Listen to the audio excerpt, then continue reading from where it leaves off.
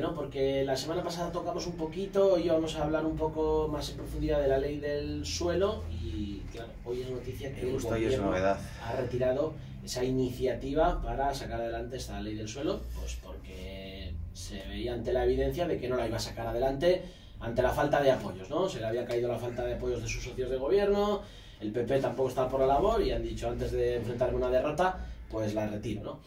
¿Era importante, en tu opinión, que esa ley del suelo hubiera salido adelante? Pues si quitas la sanidad, el trabajo y poco más, la vivienda creo que es uno de los fundamentales.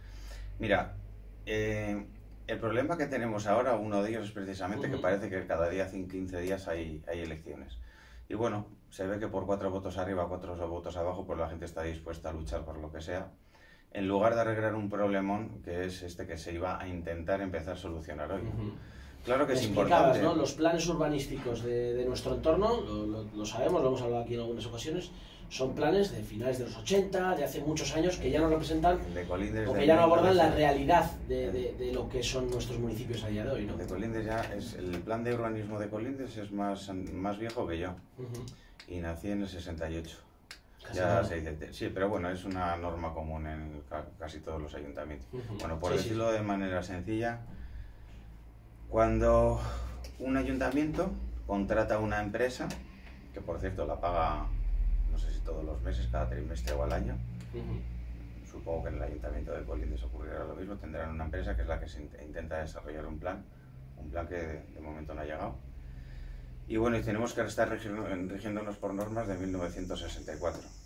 ¿Qué pasa? Pues que básicamente cuando tú vas a presentar un plan de urbanismo se pone a estudio público y, bueno, por decirlo de alguna manera, es fácil objetar o que haya un defecto de forma y por lo tanto haya que volver a rehacer otra vez todo el documento, ¿no?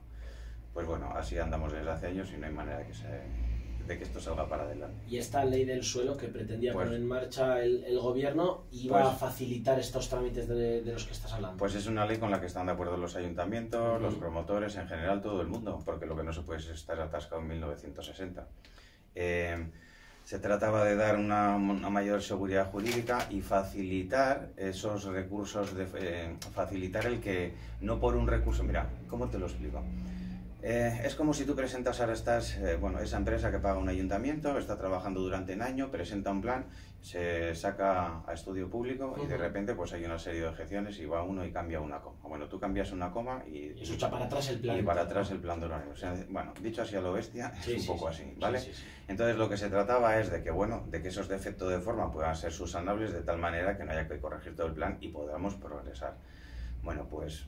volvemos a tener elecciones europeas el 40 de mayo, si no me equivoco. Todo el mundo quiere hacer su postura política. Y ya estamos, bueno, en las últimas elecciones generales la ley de vivienda se aprobó el 24 de mayo, una semana antes de las elecciones aproximadamente. Esto va a golpe de elección. Bueno, pues no avanzamos, es una pena. En cualquier caso, a nivel de Cantabria sí que hay algún avance, ¿no? Alguna ley que viene a modernizar el sector inmobiliario. Hay un nuevo decreto que simplifica trámites y fomenta la rehabilitación de viviendas, ¿no? Bueno, hace unos meses con el gobierno anterior hubo una vuelta atrás en el tema de la construcción en suelo rústico. Esto se ha vuelto a modificar.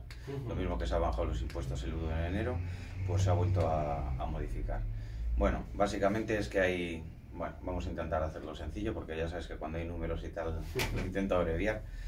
Básicamente es que hay dos categorías de terreno. El rústico de especial protección o el suelo urbano, ¿no? Sí. Bueno, lo que intenta la nueva ley del suelo en Cantabria es concentrar terrenos. Es decir, que no se pueda permitir una segregación, salvo que sea para cumplir con un número X de casas que se pueden hacer en un núcleo urbano, que esta es otra de las condiciones. No se puede construir en suelo rústico más que lo que ya está construido en el suelo urbano, básicamente. Luego hay unas limitaciones de 2.500, de 5.000 y 10.000 habitantes o algo así. Entonces lo que pretende es, sí, fomentar que se pueda vivir en el suelo rústico, ayudar a eso que le llaman la Cantabria vaciada o la España vaciada, ¿no? Que en los pueblos se... pero que no se consideren las segregaciones pues para lo típico. Tú ahora te toca una herencia de tu tatarabuelo y hay 19 terrenos, y esto me está pasando a mí en una herencia, 19 terrenos repartidos por lindo, que no valen un duro, que no hay manera de concentrarlos. Y que ni siquiera permiten la construcción, ¿no? En muchos casos. Exacto, y que registrarlos es imposible. ¿Qué pasa con todo eso? Pues un caso real. Yo tengo ese caso ahora donde vamos a vender una vivienda y hay una serie de terrenos por ahí dispersos. Pues muy probablemente los terrenos queden, como se suele decir, a bravo, ¿no? Es que ni te molestas, ni merece la pena reconocer la herencia, o sea, nada, porque no vas a sacar nada de ellos. Un inversor que quiera, digamos, construir una determinada serie de terrenos, si tiene que hablar con 19 propietarios, a lo mejor se plantea, ¿no? El decir, pues mira, es que ni siquiera me meto en la aventura de hablar con 19 propietarios. Es muy difícil. Claro. Bueno, hay una serie de características, por ejemplo, bueno, si tú construyes en suelo... Bueno, básicamente, mira, sí. Esto es un poco lo que había antes, que hemos vuelto a lo mismo. Cuando tú tienes un suelo rústico, puedes, se marca una ocupación máxima, el número de casas máximo que se puede hacer en una población, etc. Y básicamente, la parcela, por ejemplo, la parcela mínima edificable, antes de cesiones, etcétera, etcétera, que por cierto, si tú construyes en un suelo rústico, no le puedes exigir nunca a una administración que te haga la acera, que te haga la urbanización, etcétera. Después de ceder el terreno correspondiente al ayuntamiento, etcétera, en un municipio con riesgo de despoblación, si tienes 1.500 metros de parcela, puedes hacer un máximo de 150 metros por planta. Si tienes entre 1.500 y 2.000 metros de parcela, puedes hacer un máximo de 200 metros por planta. Y si tienes una parcela de más de 2.000 metros cuadrados, puedes construir, digamos, un 10% de... Tu parcela es el tamaño de la vivienda que puedes construir en ella. Sí, ¿no? Yo creo que a mucha gente le sonará, por ejemplo, que en suelo rústico no se puede construir a no ser que estés a una distancia del núcleo urbano. Es decir, si tienes una parcela mínimo de 1.500, tienes que estar como mínimo a 150 metros de un núcleo urbano. Si tienes una parcela de 2.000, tienes que estar mínimo a 200 metros del núcleo urbano. Son una serie de condiciones, bueno, estos más o menos son las mismas. Las mismas. Siempre lo que se está potenciando ahora es, bueno, que no haya una masificación de casas donde no tiene, por eso se ha puesto un tope entre las casas que se puedan construir en el núcleo de población y las casas que ya estén construidas, y el tipo de casas que se pueden rehabilitar, los usos que se le pueden dar, etcétera, etcétera. Vale, entonces esta ley, así un poco en resumen, lo que vendría es a limitar esa división de parcelas que no va a ningún sitio, fomentar, y por otra parte fomentar la concentración y limitar la construcción, la masificación. ¿No? La masificación. Eso es. Esas serían un poco las dos conclusiones. Sí, lo que pasa que es que hemos estado durante unos meses en los que esta ley se cambió en el gobierno anterior, como he dicho, y claro, aquel que tenía un terreno de 2.000 metros a menos de 2.000 metros cuadrados y a menos de 200 metros del núcleo urbano, de repente desapareció la opción de poder construir. Claro, el valor de ese bien cambia considerablemente.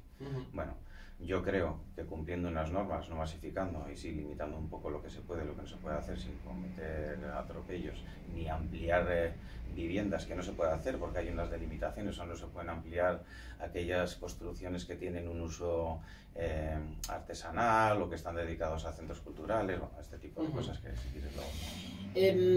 Yo te quiero preguntar un poco relacionado con este tema. Vemos muchas veces en las noticias esto de la CROTU. ¿Qué es la CROTU? ¿Y cómo es un poco el procedimiento para la construcción en un suelo rústico? Pues la CROTU es Dios en Cantabria en cuanto a la construcción en un suelo conflictivo. Vale. Decir así.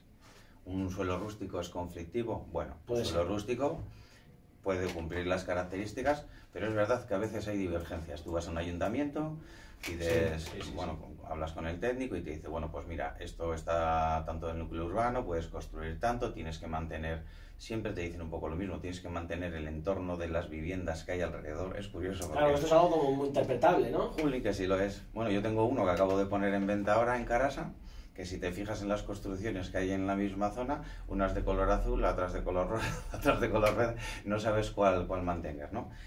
Bueno, la CROTU es el organismo que decide qué es lo que se puede hacer en cada... y que delimita si hay una especial protección, si no la hay, etcétera. Bueno, normalmente en un suelo rústico si hay algún tipo de protección paisajística o forestal o lo que sea, olvídate de construir, evidentemente, pero ella es la que dice, lo bueno es que esta modificación del suelo en Cantabria, una de las cosas que pretende, y hablamos el otro día de la cédula de habitabilidad, sí. Vemos que el camino de este gobierno en ese sentido es abreviar un poco la burocracia. Eso siempre es positivo, ¿no? Bueno, pues es que tú antes le pedías un permiso a la CROTU para hacerte una casa con tu familia y podías estar esperando un año y medio.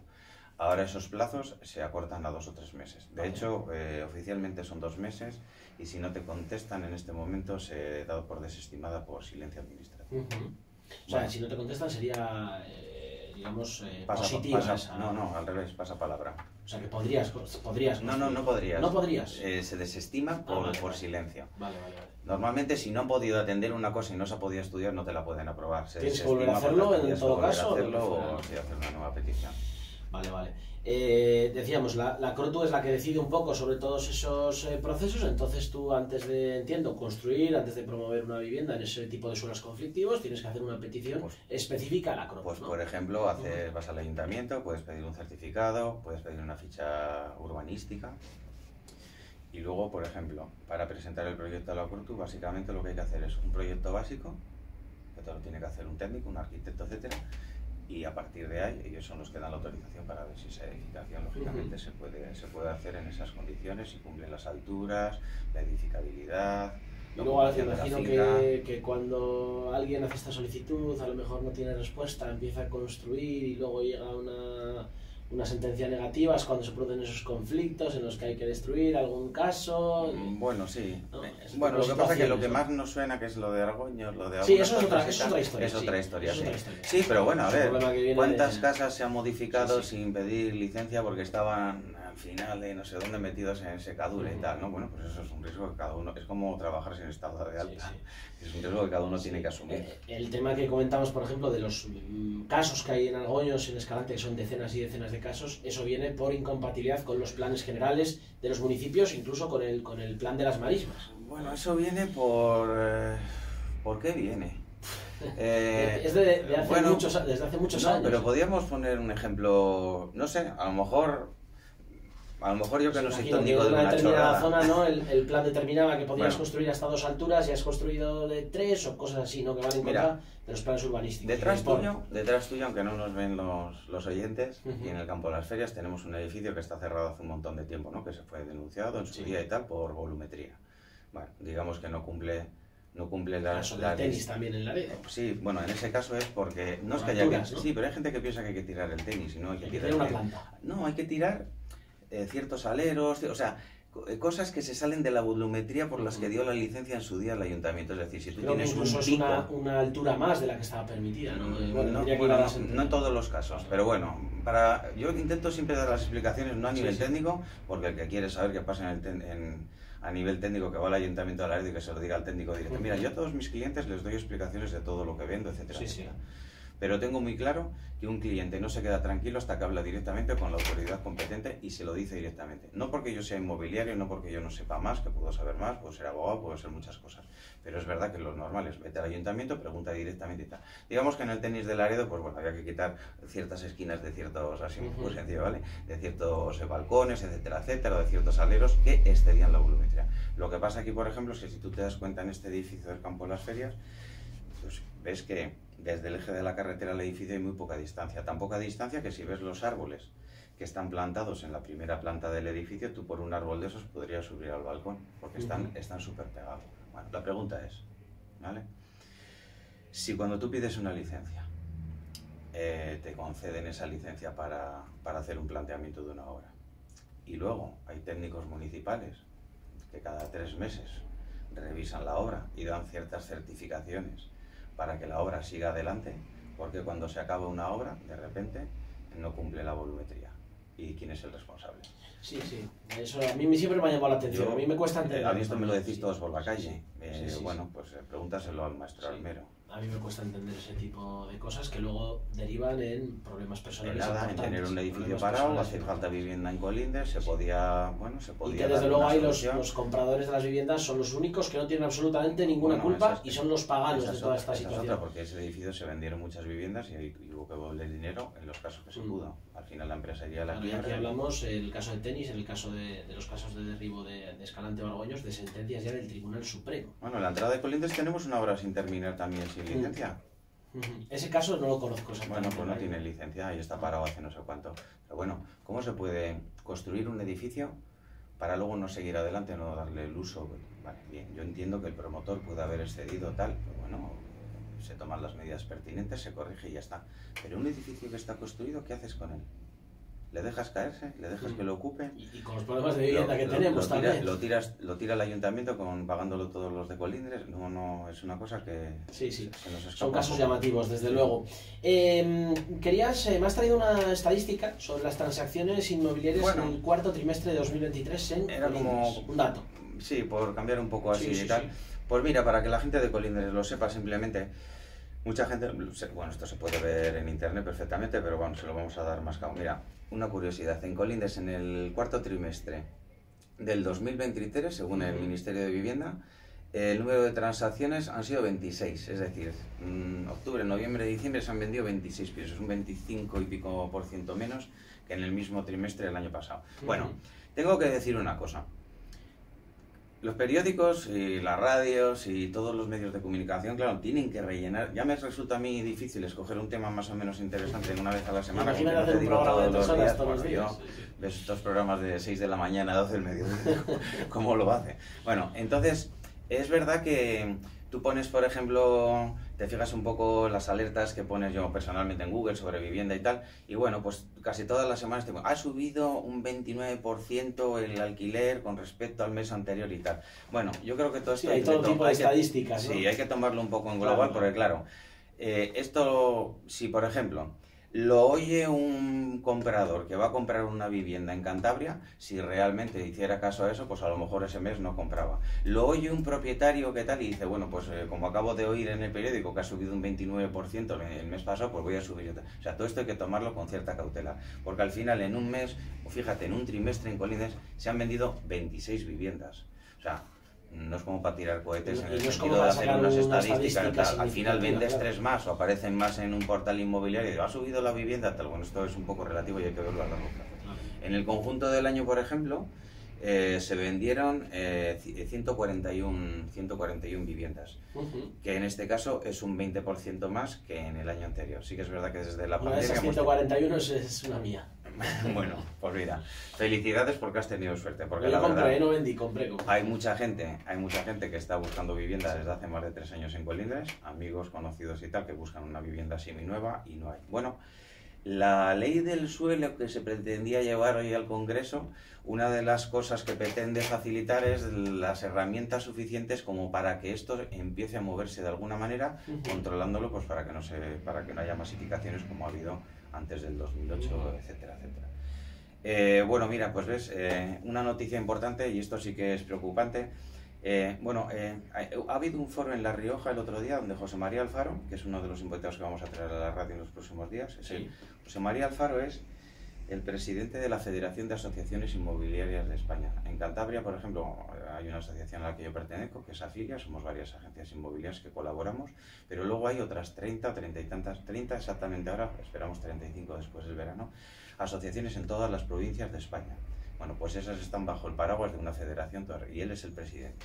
Ha estado en un foro y fíjate, en alquiler, ahora mismo 300.000 viviendas destinadas al alquiler vacacional en España, que podían... ¿Cuánto has dicho, perdón? 300.000 viviendas, esto sube como la espuma, lo hablamos el otro día, pero bueno, y estas estadísticas salen que sí ha subido la vivienda en las turísticas en Cantabria un 20 y tantos %, una barbaridad. 300.000 viviendas dedicadas ahora mismo al alquiler turístico que podían rellenar el espacio que falta para el alquiler de larga duración. Si se cambian ciertas medidas y se le da seguridad, como hablamos siempre en las entrevistas, al propietario. Claro, el problema un poco es ese, ¿no? Que el modelo de alquiler turístico es más rentable. Exacto. Y en muchos casos conlleva menos riesgos. ¿A dónde estamos llegando? ¿A dónde hemos llegado? Pues una noticia del otro día, por ejemplo, y es que los cántabros destinan el 42% de su salario al pago del alquiler. Sí, sí. O sea, es una barbaridad. Es como va a tener 2 hijos. Sí, sí. ¿Vale? Desde luego, desde luego. Y lo que decimos, ¿no? Hay gente que a lo mejor no encuentra vivienda o que está pagando un auténtico dineral por su alquiler, y sin embargo hay viviendas que durante muchos meses del año igual están libres, pero es más rentable alquilarlas durante solo unos determinados meses en este modelo de alquiler vacacional, ¿no?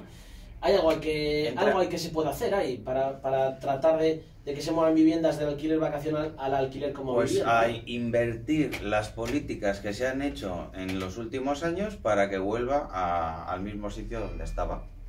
Si nosotros hace 3 años, 4 años en la oficina hacíamos entre 5 o 8 alquileres al mes, y ahora haces uno cada 3 meses. O sea, hoy acaba de llamar ahora una persona a la oficina y tenemos un piso de alquiler de 3 habitaciones en Treto. Señores, tenemos un piso de alquiler en Treto. Noticia.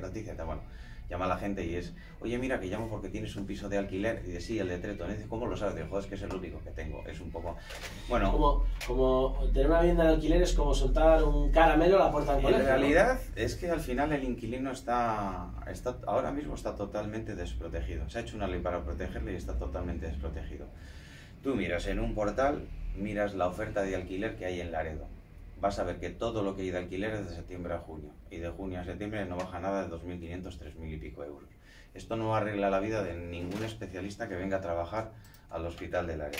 Yo de todas formas, José, estoy de acuerdo, no es que tengas que estar de acuerdo, tú tienes mucho más conocimiento sobre todos estos asuntos que yo, y tú que consideras que en muchos casos este tipo de legislación está haciendo que protege al inquilino, está haciendo que la oferta disminuya, que deja, en tu opinión, desprotegido al que arrenda una vivienda.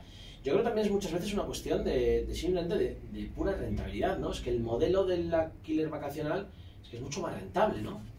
Ya más allá de toda la legislación que pueda venir a proteger al propietario, que estoy de acuerdo que puede ser un factor que incida, pero es un modelo más rentable. Claro que lo es, pero fíjate, esto ha cambiado en los últimos 2 años o 3 años.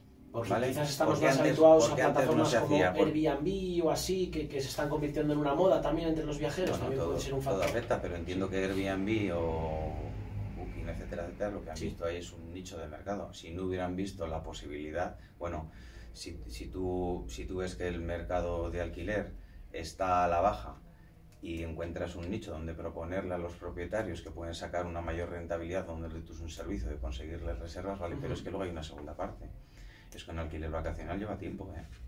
Sí, lleva una dedicación, sí. Bueno, lleva tiempo, conlleva que si tienes un piso en limpieza, gestión... No, porque a lo mejor hasta problemas con los vecinos, porque vamos a ver, está bien... Sí, hay muchas comunidades de propietarios que en sus propias... Todo el mundo está en su derecho de ejercer un negocio... En sus propios estatutos, muchas comunidades de propietarios incluso prohíben el alquiler vacacional. Sí, lo pueden prohibir, pueden poner unas normas, pueden llegar a un acuerdo con los que tal, bueno, pueden hacerlo en el caso sin carácter retroactivo. Quiero decir, si tú ahora mismo tienes 3 pisos de alquiler vacacional en tu comunidad, tú no puedes cambiar los estatutos para prohibirle al que sacó la licencia, porque hay muchos que a lo mejor no la tienen y están un poco...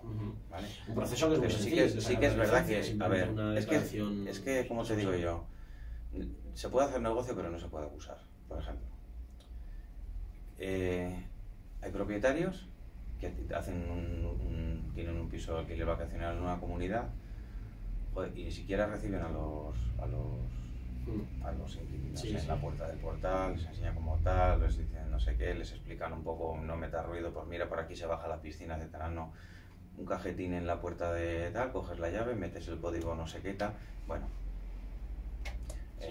Claro, todo ese tratamiento despersonalizado muchas veces hace que puedan aumentar los conflictos. Dices, bueno, aquí puedo hacer lo que quiera, no hay nadie que... Bueno, pues es como si yo tengo una inmobiliaria, que voy arrasando por colindres y haciéndole el mal a la gente, o tengo un negocio que cuida a la gente. Bueno, pues esto es lo mismo, depende cómo lo enfoques. Pues los vecinos también estarán más a favor o en contra tuyo. Bueno, pues como siempre en este espacio empezamos de unos conceptos, aprendemos y luego pues acabamos casi que charlando de temas de interés. Bueno. Que yo creo que, está bien, que los vemos en el día a día, ¿no? Está bien variar para no ser muy monótono, porque hay temas son un poco más áridos, un poco arduos. Pero de todas formas, yo creo que estos son temas que interesan y que yo creo que esta visión que nos das desde el sector inmobiliario es interesante. Bueno, a lo mejor resulta que hay alguien que tiene dudas de los cambios que ha habido últimamente, porque así es la política y no nos tienen un poco locos, ¿vale? Y resulta que dice, coño, pues yo tengo un suelo en Treto rústico que ahora mismo ya tengo la duda, ¿qué tal? Bueno, pues mira, ya sabe que puede consultar o que pues estamos al día de la ley para poder estamos a su disposición y además estamos generosos porque estáis celebrando en ese 16º aniversario de Inmobiliaria Área 3 y esta semana vamos a poner en marcha un nuevo sorteo desde aquí hasta el próximo jueves de un vale de 20 euros para la lavandería Speed Queen Colindres. Eso es. Vamos a regalar una tarjeta para que para que vayas a la lavandería puedes utilizarla como quieras. Pues para ello simplemente tenéis que enviarnos un WhatsApp al 698-916622 y participar con nosotros en el tema de la semana. Lo iremos recordando durante todos estos días. Y también, oye, para quien te esté escuchando, José, y diga, pues igual José me puede echar un cable con esto, me puede echar un cable con lo otro, ¿dónde puede ver un poquito pues lo que hacéis en Inmobiliaria de A3? Recuérdanos dónde estás, en vuestras redes sociales. Bueno, pues en el centro de Colindres, en la calle de la Magdalena, enfrente del Bank Inter. ¿Dónde puede ver? Mira, yo siempre le digo a la gente que si tiene una necesidad, pues lo mismo que vas al médico, lo mismo que vas a un abogado, lo mismo que vas a un especialista, bueno, pues vienes de mí, yo te recibo encantado de la vida y hablamos y en mi oficina te puedo resolver o intentaré resolverte, si no puedo en ese momento, con la máxima premura, cualquier duda que puedas tener. La información, ya sabemos todos que es poder, tanto si vas a poner a la venta un piso como en alquiler, como si tienes cualquier inquietud. Bueno, nosotros te proporcionamos la información y luego tú haz con ella lo que quieras. Pues sin duda, acudir a un profesional en el ámbito que sea siempre es una buena idea, como es una buena idea tenerte aquí cada jueves con nosotros y seguir aprendiendo contigo, José. Bueno, pues es divertido, yo me lo paso bien. Yo también, y aprendo que en estos temas son complejos pero es que nos afectan en nuestro día a día y seguro que nos implican este tipo de informaciones en algún momento de la vida, casi que a todos, ¿no? El comprar, el vender, el alquilar, el enfrentarse a una herencia, todas estas situaciones seguro que a lo largo de la vida nos pasan más de una vez. Mira, la semana que viene sí, vamos a hablar de qué es lo que se está haciendo en Cantabria en el mundo inmobiliario, porque mira, hay una cosa que me llama mucho la atención. Sí. Hay mucha gente que tiene cierto recelo con las inmobiliarias, cada vez más, porque es verdad que hubo un tiempo en que cualquiera montaba una inmobiliaria, ¿no? Pero hay mucha gente que no sabe que desde hace 15 años, desde la crisis sobre todo, hay muchas inmobiliarias que están haciendo muchas cosas, muchas agrupaciones que están haciendo muchas cosas precisamente para que la seguridad de los clientes al acudir a una inmobiliaria, a cualquier empresa de nuestro gremio, sea cada vez mejor. Y entonces la semana que viene voy a contar qué es lo que estamos haciendo en Cantabria, que somos pioneros desde hace 15 años en muchas cosas, a nivel de formación, a nivel de hablar con políticas para mejorar todos estos entresijos. Os voy a explicar un poco qué es lo que se está haciendo. Vais a alucinar. Pues genial, José, seguiremos aprendiendo. Muchas gracias. A vosotros. Un abrazo. Hasta luego. Adiós. Bueno, pues con esta información, con esta buena música de Aaron Neville, vamos a hacer una pequeña pausa y abrimos en los próximos minutos tiempo de los cuentos del Gato Azul, con Pili García. Vale, señor. Bueno, pues listo. Voy a decirlo. Que ya está, había llamado, creo. Yo me he traído hasta el seguro de... Estoy solo. Sí, bueno, ahora mismo no, estoy con José, pero porque estoy solo en la mañana, sí. Hola. Hola, buenas. ¿Qué tal? Pili José, José Pili. Sí, no me había acordado nunca. ¿Qué tal? Uy. ¡Uepa! Te lo quito. Ay, perdona. Que no. No, ya está. Y me voy a